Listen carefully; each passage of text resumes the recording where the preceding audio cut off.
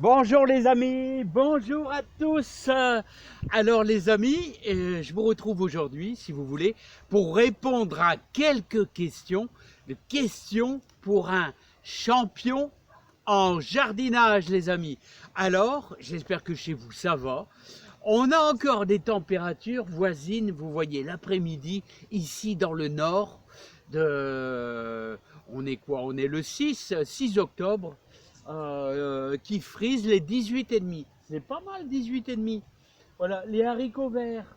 On commence à voir des haricots verts de 5 cm qui ont été semés le 13 août. Donc, wow, on n'est pas loin. Allez, encore une semaine de temps clément, aux alentours de 15, 16, 17 degrés. Et on devrait manger les derniers haricots verts. Là.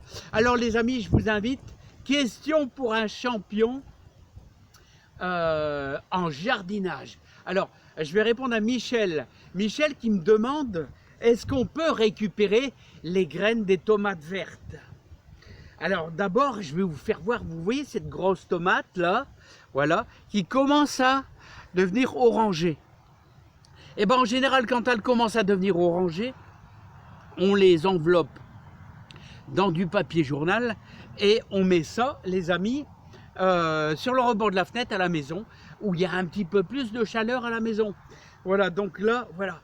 Mais par contre, tu me demandes si est-ce qu'on peut récupérer les graines. Ça, je peux pas te dire. J'ai jamais fait. J'ai toujours été sur de la graine de cœur de bœuf Riff Red. Comme tu vois ici, cœur de bœuf Riff Red. Ça a toujours été des... Et je prends une tomate vraiment bien grosse et bien rouge et bien mûre. Voilà, c'est tout ce que je peux te dire. Moi, j'ai toujours fait comme ça. Je ne sais pas si ça marche. Je l'espère pour toi. Alors, je vais répondre à Sébastien. À quelle époque je fais mes greffes?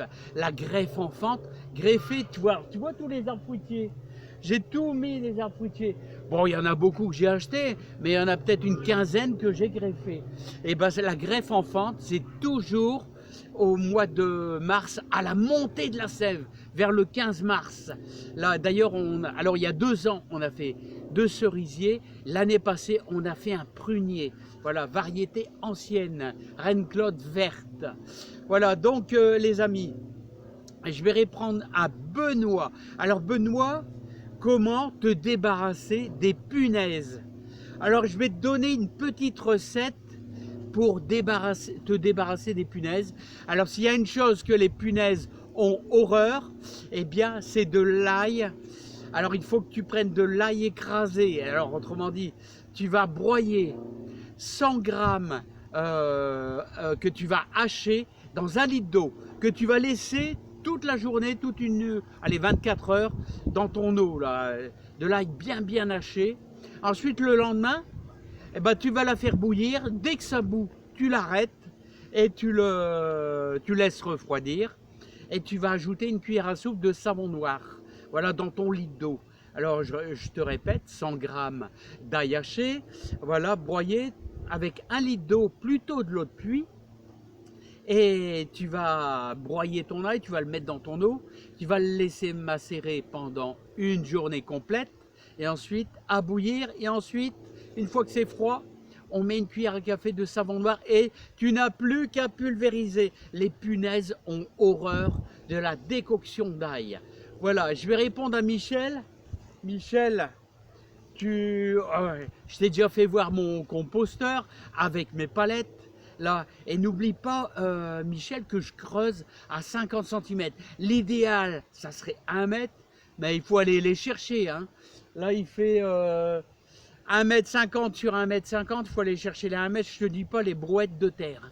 Donc j'ai déjà été à 50 cm, c'est pas mal. Alors tu me dis que tu es envahi de vers. Ouais, bah écoute, moi il y a plein de vers de terre. C'est vrai que il y a certains moments, quand on met trop de compost dans son terrain, c'est comme quand on met trop de fumier, on peut être envahi de larves de hannetons, c'est vrai, on peut être envahi de larves de hannetons. Et trop de fumier, c'est pareil aussi. Il y a beaucoup de choses nuisibles qui peuvent arriver. Ça nous mange les petites salades. Ça, c'est bien vrai, Michel. Donc, toute bonne chose Voilà, c'est comme une mousse au chocolat. Une mousse au chocolat, faut pas en manger de trop. Le terrain, c'est pareil. Si on met trop de fumier, après, il y a aussi des choses négatives. Voilà, je vais répondre à Eric. Eric, tu as fait l'expérience et ça, c'est bien d'expliquer ça à tous nos amis. Eric, tu as enfoui je sais pas, à 50 cm du sol. Tu m'as pas dit la profondeur. Enfin, tu as fait un trou, tu as mis plein de légumes à composter et tu as mis des planches, je sais pas, je crois que tu as mis des planches et tu es revenu 6 mois après et tout était transformé en un superbe compost, autrement dit terreau, en humus. Et ça, c'est bien. C'est pour ça que je vous dis que c'est bien que quand vous faites un composteur, aller chercher en profondeur les vers, comme ça, tous les vers de terre. Et les vers de terre, il n'y a rien de meilleur. C'est vrai que les vers de hanneton, tout ça, et d'autres vers blancs là, sont négatifs, mais les vers de terre, c'est super bon pour le jardin. Voilà les amis. Bon, un petit tour de jardin là, pour vous aider. Il y a encore un petit peu de vent, mais alors je vais vous faire voir un peu quelques... Alors regardez, les scaroles qui sont en train de tourner. Alors là, enfin tourner, façon de parler, hein. Ils sont en train de faire de la belle feuille, ce qui est très bien. Là, et nos fameux haricots verts, on arrive à des petits haricots verts, regardez, qui font quasiment 5-6 cm. Et ça c'est bien, c'est très bien, très bien. Encore un petit peu les amis, un petit peu de courage.